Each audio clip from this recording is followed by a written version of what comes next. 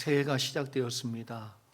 새해 2022년도에는 새로운 마음으로 준비하고 기도하는 모든 일들이 여러분 가운데 꼭 이루어지는 그런 복된 한 해가 되기를 주의 이름으로 축복합니다. 코로나 바이러스가 창궐하고요, 오미크론 확산으로 인해서 많은 사람들이 일상의 생활이 또 힘들어지고 있습니다. 어떤 분은 교회 나오고 싶지만 또 나오는 것 그 자체가 두렵다, 이런 얘기를 하시는 분도 보았습니다. 참 현실의 내용들이 마음이 아프고 참 마음을 무겁게 하고 있습니다. 너무 막막해서 어떤 분은 기도조차도 나오지 않는다, 이런 표현을 하는 걸 들어볼 때에 마음이 무거워지는 소식들만 계속되고 있고 우리의 현실은 점점 어려워지는 내용들밖에 없는 것처럼 보입니다. 그러나 한 가지 우리가 분명히 알아야 되는 것은 이 과정 속에도 하나님은 살아 역사하고 계시고 우리를 도와주시고 계시고 우리를 붙잡아주고 계시다는 믿음 갖기를 주의 이름으로 축원합니다. 하나님께서 우리를 힘들게 하시기 위해서 이 과정이 있는 것이 아니라 반드시 그 결론은 푸른 초장 쉴 만한 물가이지만 과정 중에는 사망의 음침한 골짜기를 지날 때도 있어요. 그러나 두려워하지 않는다고 그랬습니다. 왜냐하면 주님이 나와 함께 하심이라. 하나님이 우리와 함께 해주심을 믿고 이 과정을 소망 중에, 믿음 중에 이기실 수 있는 저와 여러분들 되시기를 바라고 소망합니다. 마음으로 기대하는 모든 내용들이 제게 있지요. 그런데 올 한 해 시작하면서 바이러스에도 걸리고 송구영신 예배도 못 드리고 신년 예배도 못 드리고 특별 새벽 기도회도 못 하고 참 얼마나 답답하고 막막한지 몰라요. 그래서 하나님께 그렇게 기도했습니까? 하나님, 어찌합니까? 이 일을 어찌합니까? 어떻게 이 일이 일어났으며 우리 성도들에게 어떻게 은혜를 줄 수 있습니까? 하나님, 어떻게 해야 됩니까? 최 목사는. 그때 하나님이 제 마음속에 그러더라고요. 너 나 못 믿냐? 늘 하신 말씀인데 또 그 말씀을 내 마음속에, 너 내가 누구인지 지금도 모르냐? 이 모든 것 다 누가 이루어 왔느냐? 너 아직도 나를 못 믿냐? 저는 하나님께서 2022년도 분명히 놀라운 계획이 있음을 믿습니다. 우리 성도들에게 부어줄 것이 하나님의 계획이, 하나님의 마음이 풍성하다는 것을 믿습니다. 하나님께서 이루실 놀라운 은혜를 기대하며 올 한 해 믿음으로 시작하시고 또 승리하시는 우리 모두가 되기를 바라고 소망합니다. 출애굽기 4장은 모세가 40세에 미디안 광야로 도망가지요. 그리고 40년 동안 양을 치는 자로 삽니다. 그래서 80세가 되었을 때에 하나님께서 갑자기 찾아오셔서 떨기나무 불꽃 가운데 뭐라고 말씀하시냐 하면 이스라엘 백성에게 돌아가서, 그래서 애굽으로 돌아가서 이스라엘 백성을 건져내라, 내가 그들을 구원하겠다 라고 말씀하십니다. 그때 모세가 못 가겠다고 말하지요. 하나님께서 지팡이가 뱀이 되는 역사를 보여주셨고, 그리고 손을 넣었는데 문둥병에 걸렸다가 손을 다시 넣고 뺐는데 깨끗이 낫는 놀라운 기적을 보여주셨는데도 하나님의 말씀과 기적 앞에 모세의 대답은 부정적일 수밖에 없었습니다. 그러나 하나님은 모세에게 다시 한번 분명하게 말씀을 전해주고 있습니다. 그 대화의 내용이 10절로 12절 가운데 나오는데 같이 한번 보지요. 함께 읽어봅니다. 시작. 모세가 여호와께 아뢰되 오 주여, 나는 본래 말을 잘 하지 못하는 자니이다. 주께서 주의 종에게 명령하신 후에도 역시 그러하니 나는 입이 뻣뻣하고 혀가 둔한 자니이다.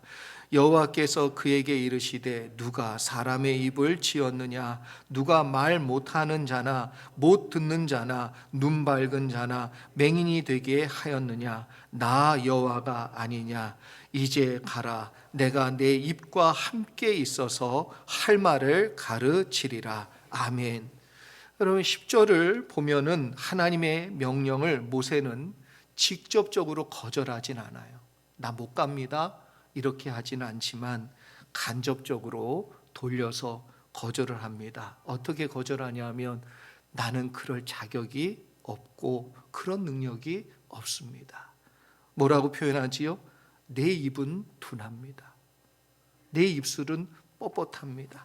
그래서 원래부터 말을 못하는 사람인데 지금 주님 나에게 가라고 하는데 지금도 나는 입이 뻣뻣해서 말을 잘 못하는 사람입니다. 그러니까 이 모든 명령을 좀 거두어 달라고 나이스하게 거절하고 있어요 지금.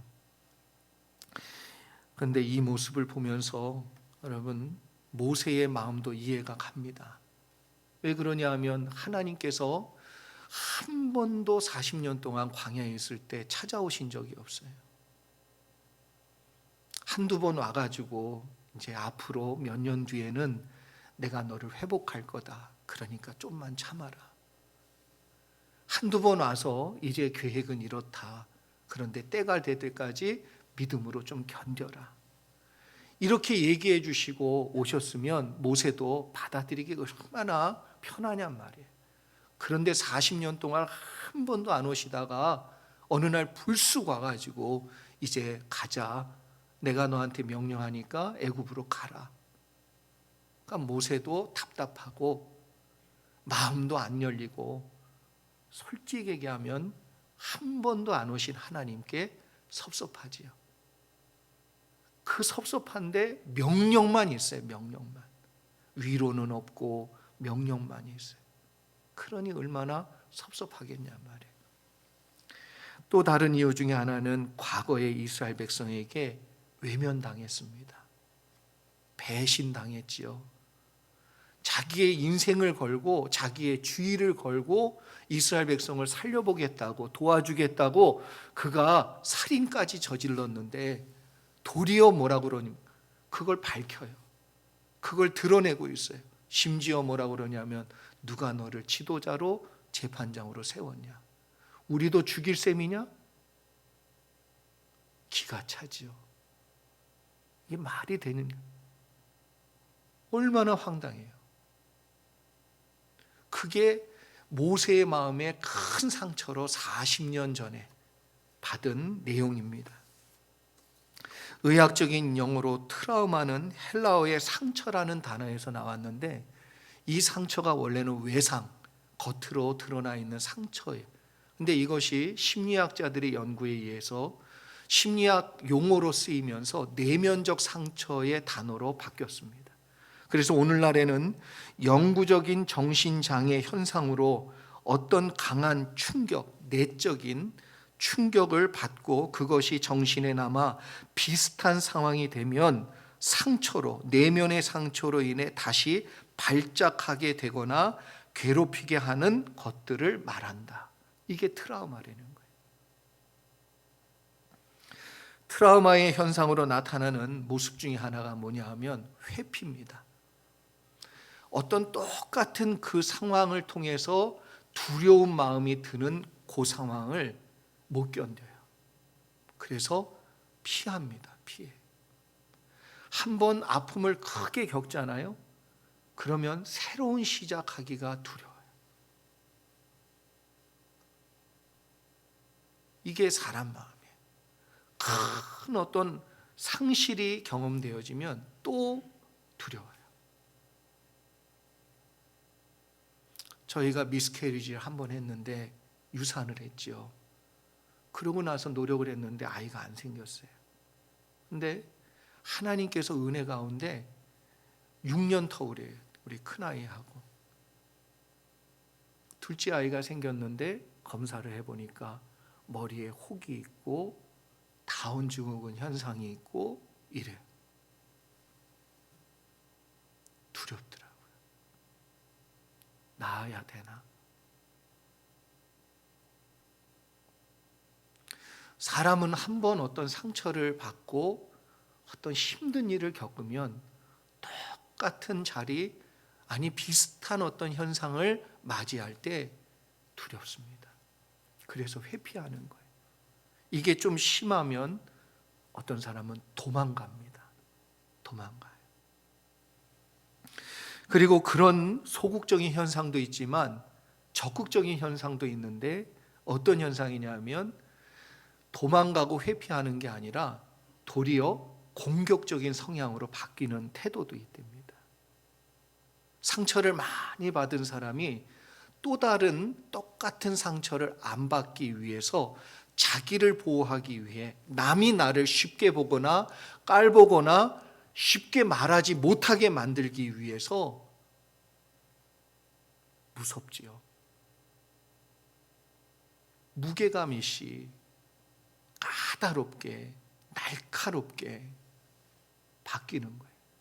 누가 한마디 하면 예쁜 말로 대답하지 않아요. 다시는 그따위로 얘기하지 마세요. 이런 식으로 얘기하지요. 그건 다른 이유가 아니라 내가 또 상처받기 싫다는 거예요. 아니, 그 또 상처받는 게 너무 두렵다는 거예요. 지금 모세가 사실 그렇습니다. 과거의 상처가 오늘 하나님의 말씀을 거부하는 모습으로 나타났어요.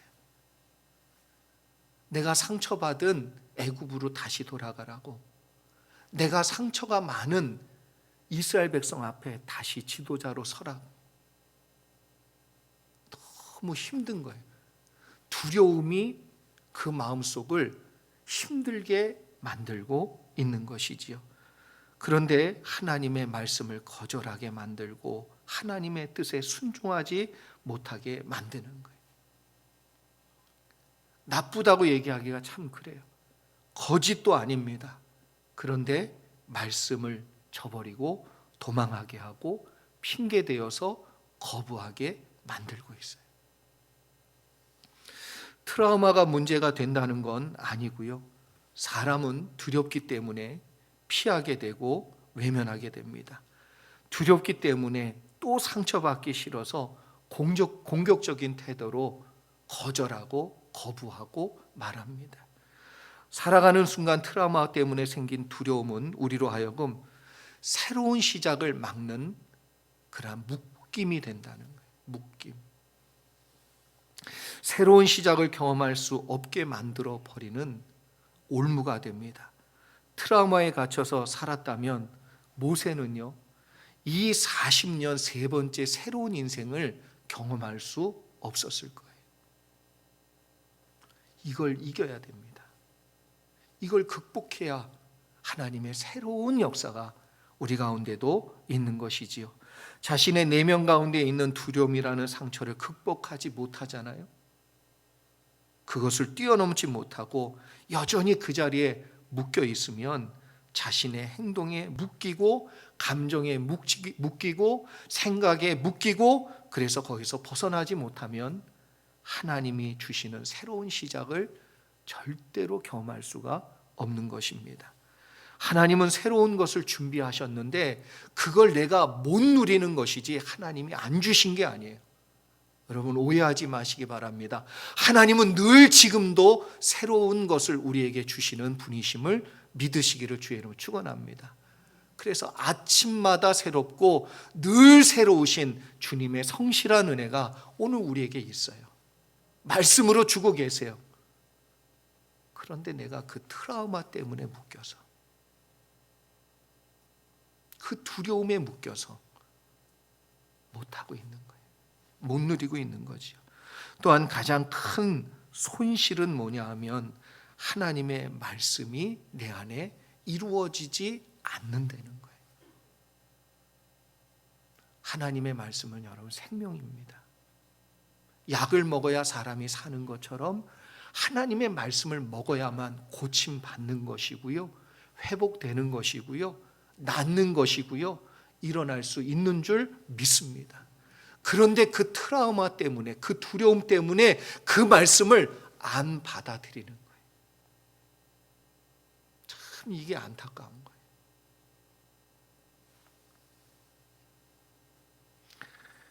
하나님께서 모세에게 왜 말씀을 주시냐 하면, 하나님은 이제 더 이상 너 미디안 광야에서 이런 식으로 살지 말아라. 내가 너에게 새로운 인생을 열어주겠다. 내가 너에게 새로운 희망과 그리고 꿈을 주고 너에게 놀라운 계획이 있음을 보여주겠다. 그런데 그 트라우마 때문에 묶여있는 모세는 뭐라고 그러냐면, 나는 싫습니다. 그러면 그곳에서 계속 살 수밖에 없는 거예요. 광야밖에는 없는, 양밖에는 없는, 희망과 꿈이 없는, 아침도 저녁도 똑같고 1년, 2년, 3년, 10년도 다 똑같은 그냥 광야에서 눈 뜨면 양 키워야 되고요, 해 지면 자는 거예요. 더 나아짐도 없고 달라짐도 없고, 꿈을 꾸고 무엇인가 붙잡고 희망을 가지고 사는 그런 거 하나 없이 그냥 사니까.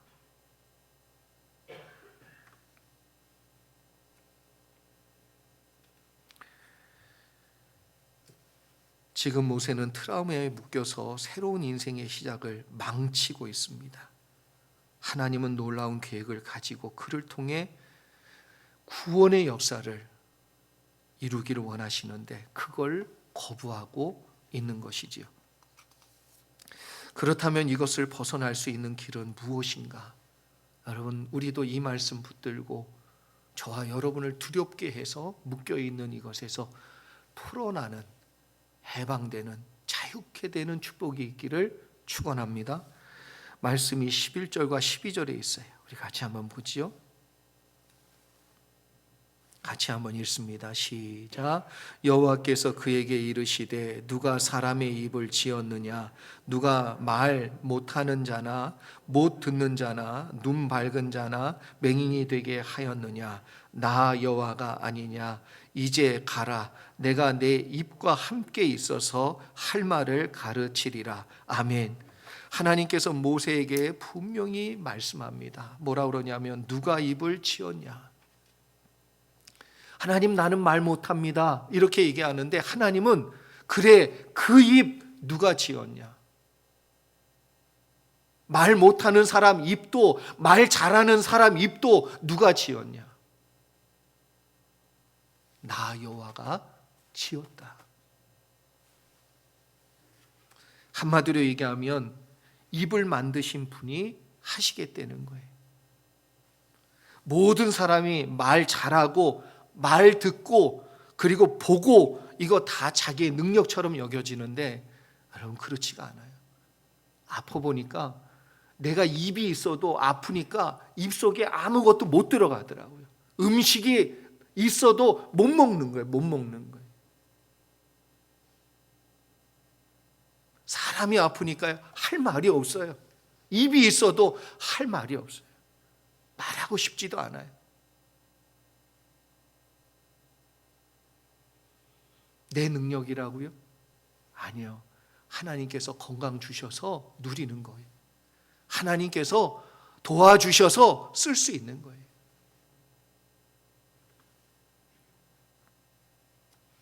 한마디로 하나님이 모세에게 지금 그러는 겁니다. 너 나 못 믿냐? 너 내가 누구인지 모르냐?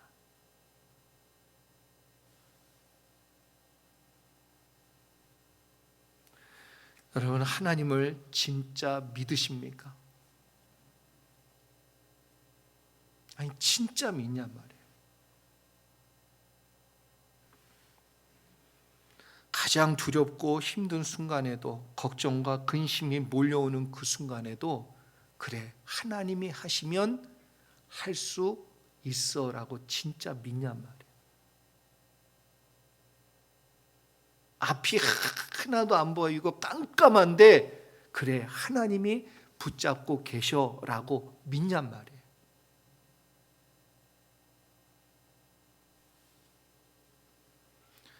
하나님의 말씀을 믿고 여러분 꼭 붙잡기를 바랍니다. 지금 본문에서도 가라 이렇게 말씀하시죠. 그러면서 뭐라고 얘기하냐면 너와 함께 하리라 이렇게 말씀 안 하세요. 본문으로 돌아가서 한번 보시기 바랍니다. 12절에 뭐라고 얘기합니까? 가라 내가 네 입과, 하나님 얼마나 놀라우신 분인지 몰라요. 입이 둔하다고 그러니까 너와 함께 한다라고 얘기하지 않고 더 구체적으로 더 분명하게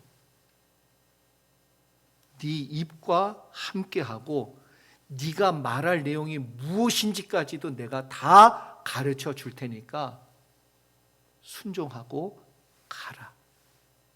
할렐루야. 믿음은 여러분 막연한 게 아닙니다. 뭐 내가 뜬구름 잡듯이 믿습니다 그러면 믿어지는 거예요. 더 나아가 자기 확신도 아닙니다. 또한 I can do it, 나 자신에게 거는 체면도 아니에요.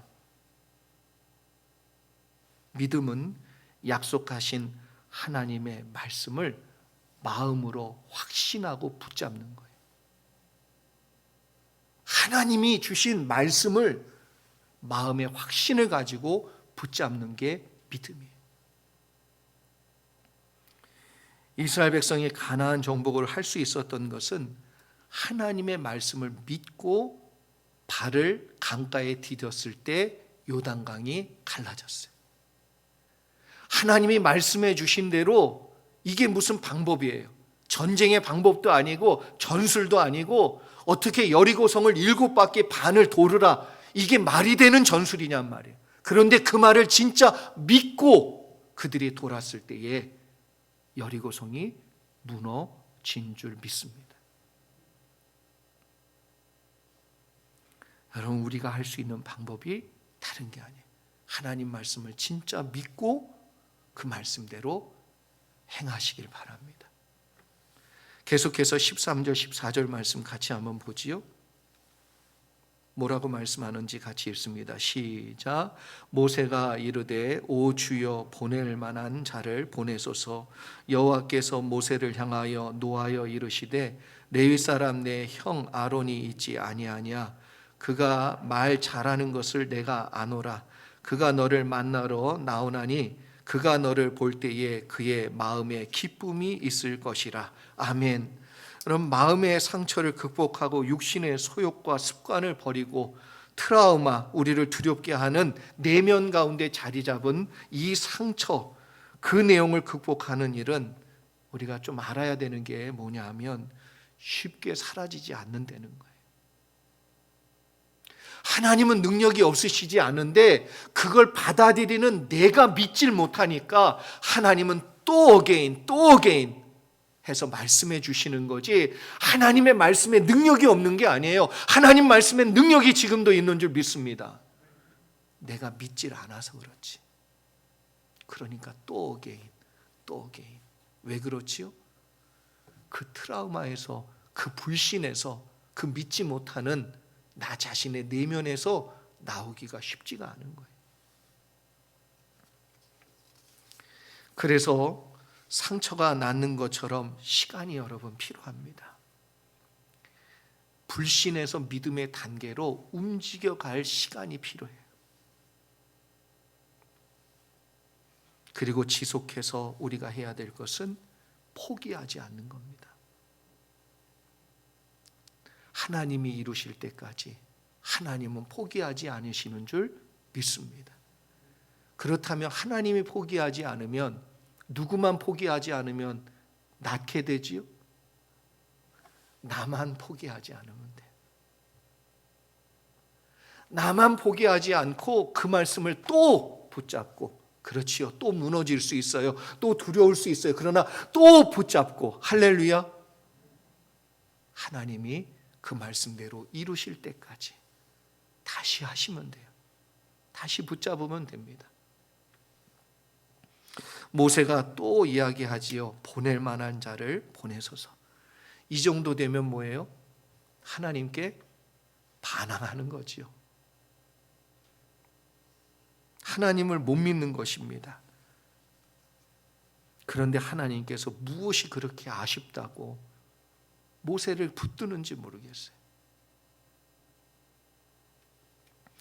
모세의 상태를 하나님이 다 알고 계시고 이해하고 계시기 때문에 참아주시는 거예요.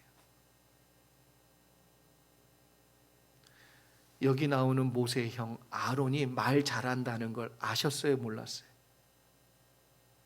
그러니까 내가 아론 붙여줄게, 너 가, 이렇게 얘기하시잖아요.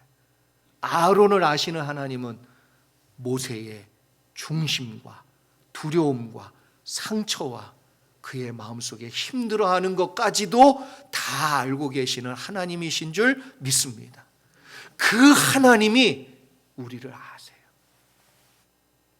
우리의 눈물도 아시고 걱정도 아시고 두려움도 아시고 왜 주저하는지도 아시고 무엇 때문에 탄식하는지도 다 알고 계십니다. 그 하나님이 우리를 도우실 것이요, 그 하나님이 우리와 함께 해주셔서 이 문제를 뛰어넘고 이기도록 우리를 인도해 주실 줄 믿는 저와 여러분 되기를 소망합니다. 하나님 말씀대로 순종하여 변화될 때 하나님은 그 약속을 이루시더라고요. 아브라함이 그렇잖아요. 여러분, 아브라함이 믿음이 대단한 사람이었습니까?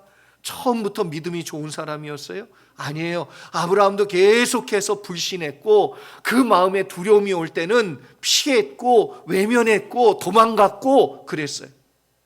그런데 그걸 다 끝까지 이루신 분이 누구냐? 하나님이세요. 하나님의 열심이란 말이에요. 하나님께서 놓지 아니하시고 끝까지 이루신 그 열심 때문에 믿음의 조상 아브라함은 하나님의 약속이 이루어지는 것을 보게 된 줄 믿습니다. 우리도 그렇게 되기를 소망합니다.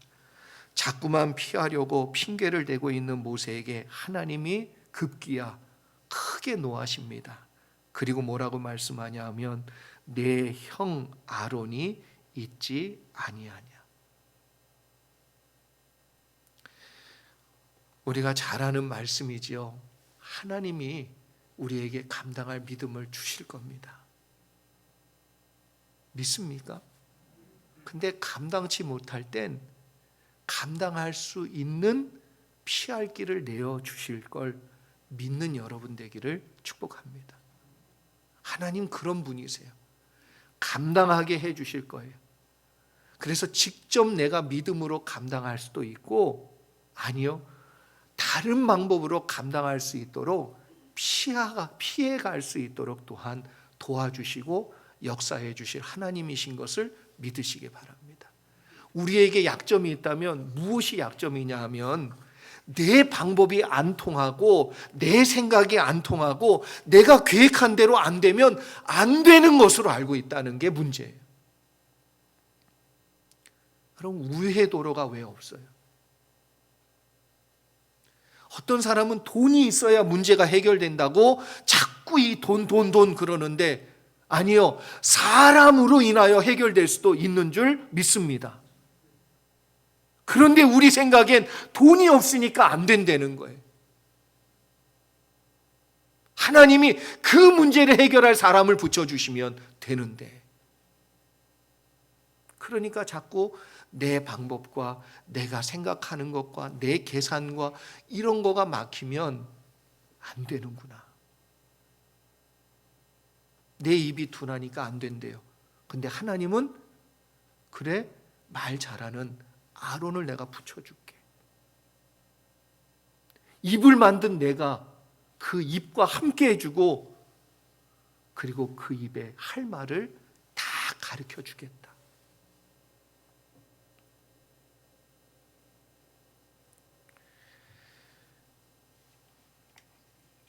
모세는 계속해서 자신은 못한다고 이렇게 말을 할 때에 아론의 도와줌을 이야기하십니다.